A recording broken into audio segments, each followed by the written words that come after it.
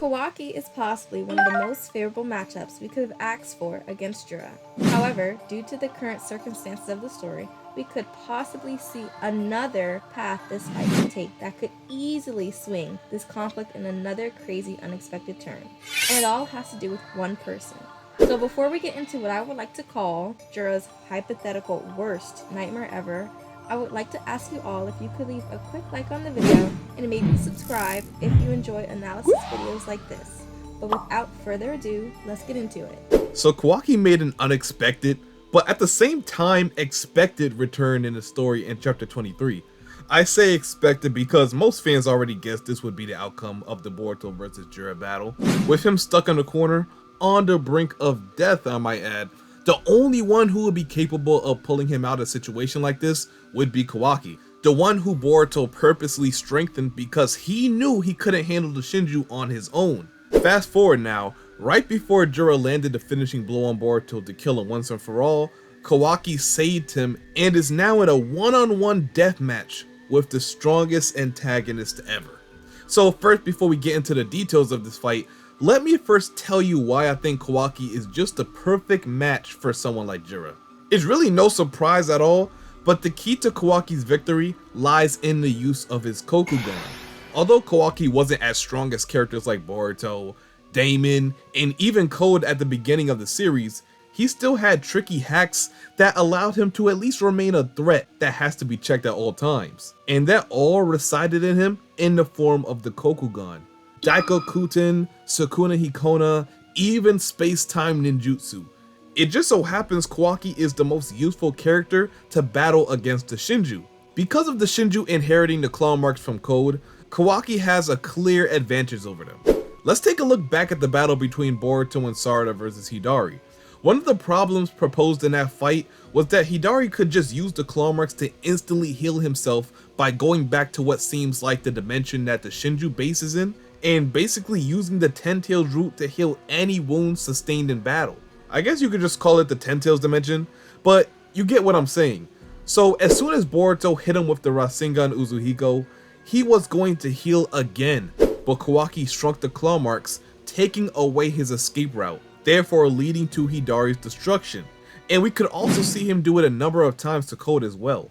So Kawaki can shrink the claw marks to the point where they're not even useful anymore. And I don't really have to explain why that's such a big deal, but I will anyway, because that's what I'm here for, right? So without the claw marks, it heavily limits the movement of the Shinju. As you may have already guessed, it also takes away their ability to summon numerous of claw grinds. They don't usually use them for offensive purposes, at least from what was shown already, but often for distractions to allow themselves to move freely throughout the battlefield. But without it, it again limits their options heavily. It shouldn't really affect someone like Jura because I feel like he's just on a completely different level from any of the other Shinju. But for beings like Hidari or Mamushi, this is a horrible disadvantage for them. To see how this would affect Jura, however, first we would need to see how they match up one-on-one first. If Kawaki seems to be able to keep Jura on the defensive, then this advantage would be massive for him in Boruto. But if Kawaki still can't keep up with Jura by himself, then it's not really as big of a factor as we all think. And of course we'll find all of this out later this month. And I'm also going to try my hardest to live stream the newest chapter this month. Hopefully we get all the problems we have with Shueisha resolved by then. I probably won't be able to leave the live stream up if I do go live, so just make sure you don't miss it, okay? So back to the matchup between Kawaki and Jura. With Sukuna Hikona playing a major role in this battle, that makes techniques like Daikokuten way more effective in this fight. With Kawaki's limiters removed, we can see right away how this might have affected his Shinjutsu. Kawaki fired a barrage of chakra rods at Jura, in which he was unable to completely dodge. And let me just say, something like that should be child's play for someone of his magnitude. Characters like Damon, Boruto, Baryanmo Naruto, and even Hidari was able to react to these rods, and react to them good enough to either dodge them completely or catch them. So the fact that Jura tried to defend himself instead of just simply dodging them or something like that could be a potential indicator that the limiters actually affect Kawaki's rod speed. So if the effectiveness of his Shinjutsu is amped up now, This makes spamming moves like Daikokuten even more effective. So Kawaki has enough firepower to destroy the body of the Shinju majorly, even crush them to the point where they have to go heal. But with his Sukuna Hikona, he can remove their escape route completely. This is why Kawaki is such a dangerous matchup for the Shinju. And I said, in order for them to be serious about destroying them, Kawaki has to be involved one way or another. It's like his skill set was made specifically to handle them. So speaking hypothetically, we already know how Kawaki would fare against Jura, but let's say if we added Boruto to this battle. At the current moment, Boruto just got obliterated by Jura.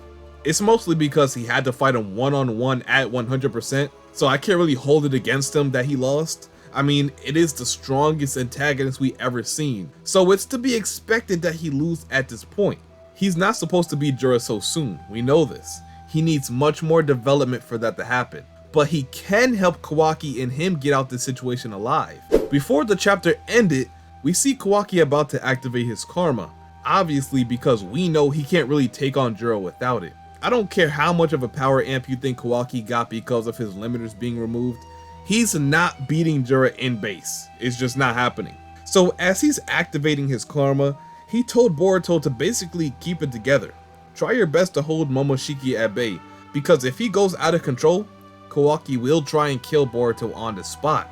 And on top of fighting Jura as well, Boruto agrees. All he's focused on is trying to destroy Jura. He's not really concerned on what happens to him at this point. And it's also kind of bold for Kawaki to just outright and say that he'll kill Boruto on the spot while fighting Jura. I don't know if that's an indication of how strong Kawaki is right now or how strong he thinks he is. Maybe it's just blind confidence, but we'll see. So either way, that's the reality we're faced with. Now, from the ending of this chapter, I can really see this battle going a few ways. The first, and probably the least exciting way next chapter could go, is a one-on-one, Kawaki against Jura. This means Boruto will more or less stay out of the fight and just really lock in on keeping his body from being hijacked by Momoshiki. Least exciting isn't really how I want to phrase it, because a Kawaki one-on-one is still pretty cool. And it'll give us a better understanding on how strong he is and how he matches up against Jura. So I'll say the least anticipated. It's a bit better, but hey, who cares? So yeah, in this timeline, Boruto feels it's best to stay away from Kawaki and the others, because with his karma activated, he won't be able to suppress Momoshiki and fight. Also, he might just be too beat up from his fight against Jura to even get back up. But it's more likely with the activation of his karma, that'll give him the necessary energy to keep fighting. It just really depends on how his body responds. On the bright side though, from this outcome, I think it's very likely we will see a Momoshiki and Boruto conversation, similar to the one we seen back in chapter 65. And let me just say, that would be amazing. The first time we see Momoshiki, and it's him commenting on Boruto's situation. And we could possibly get his thoughts on Jura, as well as the rest of the Shinju. I think at this point, we really just want to see if Momoshiki is still even a thing.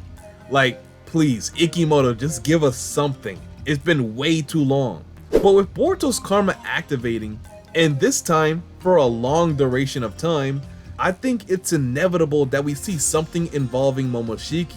Now, of course, the other possibility is the one where all of us would like to see, right?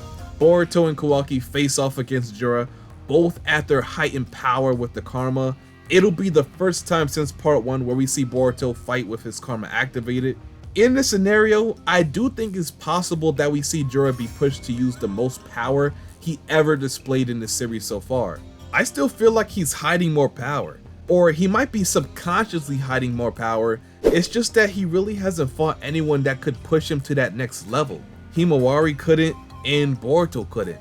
Although he was pushed the most out of everyone when fighting against Boruto, but against Kawaki and Boruto, we could potentially see a side of Jura we really have never quite seen before. The clear objective is to defeat Jura here and now, but as we all know, the probability of that happening is really low. So what the priority should be is to basically get Konohamaru and the others as far away from the battle as possible, with Ryu and Matsuri's Thorn Soul bulbs, I might add. So that's most likely where Delta comes in. Then Kawaki and Boruto somehow escape. That's the best possible outcome. But another very likely scenario I could see happening is when Araya and the rest reach Shinki and Gaara, Jura could possibly find a way to remove himself from the battle through his claw marks and ambush Konohamaru and the rest right before they rescue Shinki. Or it could be Mamushi, or just another one of the Shinju. I only say that because of the future visions we've seen from Kashin Koji. And from the one we see of Inojin, it looks like they're at the same location Shinki and Gaara are being held. And we also see Himawari as well as Shikadai in these frames. So that's not really out of the realm of possibility. Remember, Matsuri was previously there. So if she left any claw marks there, it would be extremely easy for Jura or someone else who has access to the claw marks like Code to get there.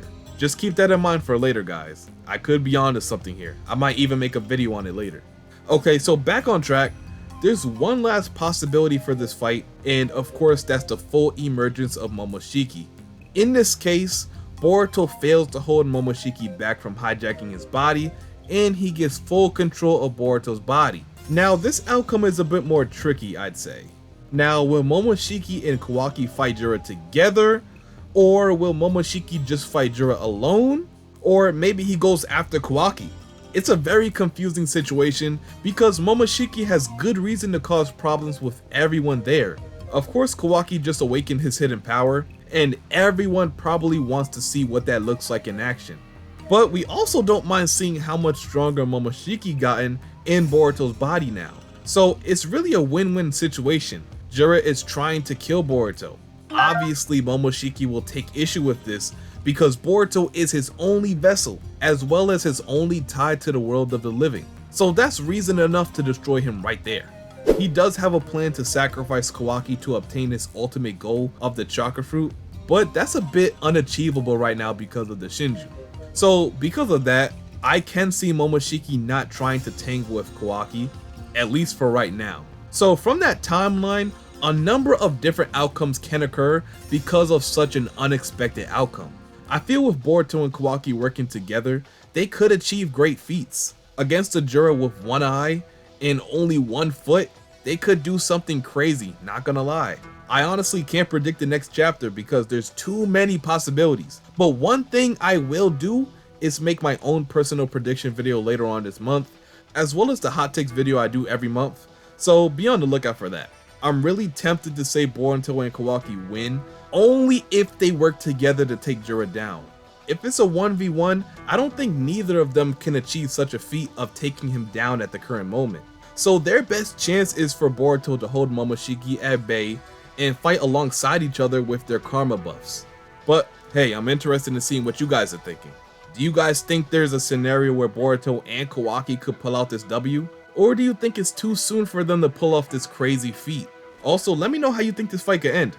A Momoshiki takeover, Jura retreating, or maybe Boruto and Kawaki lose? Let me know all your thoughts and opinions down below in the comment section. And remember, if you enjoyed this video and wouldn't mind seeing more like this in the near future, go ahead and drop a quick like on the video. It's the quickest way to let me know you guys really enjoy videos like this, and to really just keep making them. Comment so I can read and respond to some of you guys, subscribe, and turn on post notifications so you don't miss whenever I upload or go live for chapter spoilers. And until my next one, I'll see you boys and girls later, and I'm out. Peace.